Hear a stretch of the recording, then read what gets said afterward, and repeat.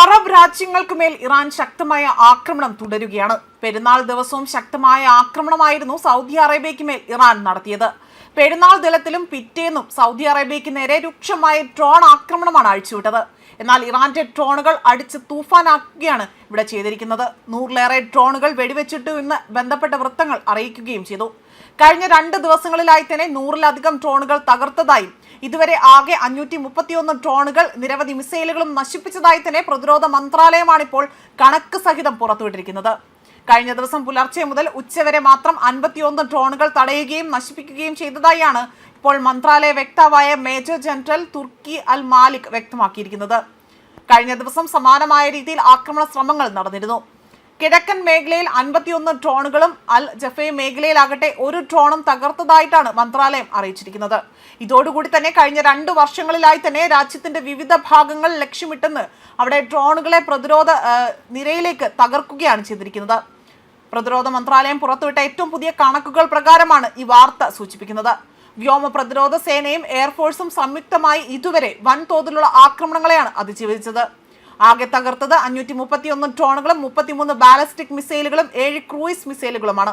ഇവയിൽ ഭൂരിഭാഗവും കിഴക്കൻ മേഖലയെയും അതേപോലെ തന്നെ തലസ്ഥാനമായ റിയാദിനെയുമാണ് ലക്ഷ്യം വെച്ചിരിക്കുന്നത്.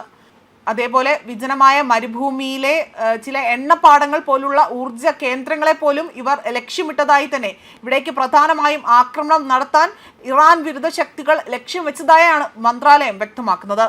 എന്നാൽ ലക്ഷ്യസ്ഥാനങ്ങളിൽ എത്തുന്നതിന് മുൻപേ തന്നെ എല്ലാ മിസൈലുകളും ഡ്രോണുകളും തകർക്കാൻ സൗദി വ്യോമസേനയ്ക്ക് സാധിച്ചതായും വ്യക്തമാക്കുന്നുണ്ട്. രാജ്യത്തിന്റെ സുരക്ഷയെ ഉറപ്പാക്കാൻ ഞങ്ങളുടെ സൈന്യം സദാ സജ്ജമായിരിക്കുമെന്ന് തന്നെയാണ് ഇവർ വ്യക്തമാക്കുന്നത്. അതേസമയം പശ്ചിമേഷ്യയിലെ രക്തരൂക്ഷിതമായ സംഘർഷം ലോകരാജ്യങ്ങളെ വലിയ രീതിയിൽ ആശങ്കയിൽ ആഴ്ത്തിയിരിക്കുകയാണ്. മേഖലയിൽ സമാധാനം പുനഃസ്ഥാപിക്കാൻ അമേരിക്കയുടെ നേതൃത്വത്തിൽ ഉന്നതതല ചർച്ചകൾ ആരംഭിച്ചിട്ടുണ്ട്. വൈറ്റ് ഹൗസിലെ മുതിർന്ന ഉദ്യോഗസ്ഥർ സ്ഥിതിഗതികൾ വിലയിരുത്തി വരികയാണ് എന്നതാണ് അന്താരാഷ്ട്ര വാർത്താ ഏജൻസികൾ റിപ്പോർട്ട് ചെയ്തിരിക്കുന്നത്. യുദ്ധം അവസാനിപ്പിച്ച് സമാധാനം കൈവരിക്കണമെന്നതാണ് ഡൊണാൾഡ് ട്രംപ് ഈ ഒരു പ്രസ്താവനയിലൂടെ ആവശ്യപ്പെടുന്നതും. എണ്ണ വില വർധനവ് ഉൾപ്പെടെയുള്ള ആഗോള സാമ്പത്തിക പ്രതിസന്ധികൾക്ക് ഈ യുദ്ധം കാരണമാകുമെന്ന ഭയത്താലാണ് നിരീക്ഷകരടക്കം ഈ ഒരു വിലയിരുത്തൽ പുറത്തുവിടുന്നത്. നിലവിലെ സാഹചര്യത്തിൽ യുദ്ധം ഉടനെങ്ങും തന്നെ അവസാനിക്കില്ല എന്ന സൂചന പോലും ഇരുപക്ഷത്തു നിന്നും ഉണ്ടായിരിക്കുകയാണ്. ഇസ്രായേൽ പ്രതിരോധ മന്ത്രി ഇസ്രായേൽ കാറ്റ്സ് ആണ് ഈ ഒരു നിലപാട് വ്യക്തമാക്കി കഴിഞ്ഞിരിക്കുന്നത്. ഇറാന്റെ തന്ത്രപ്രധാന കേന്ദ്രങ്ങളെ ലക്ഷ്യം വെച്ച് വരും ദിവസങ്ങളിൽ ഇസ്രായേൽ വ്യോമാക്രമണം ഘടിപ്പിക്കാനും സാധ്യതകളുണ്ട്. മിസൈൽ ആക്രമണം സൃഷ്ടിച്ച ആ മാനസികാഘാതത്തിൽ നിന്ന് കരകയറുവാനും തിരിച്ചടിക്കുവാനുമാണ് ഇസ്രായേൽ ലക്ഷ്യമിടുന്നത്.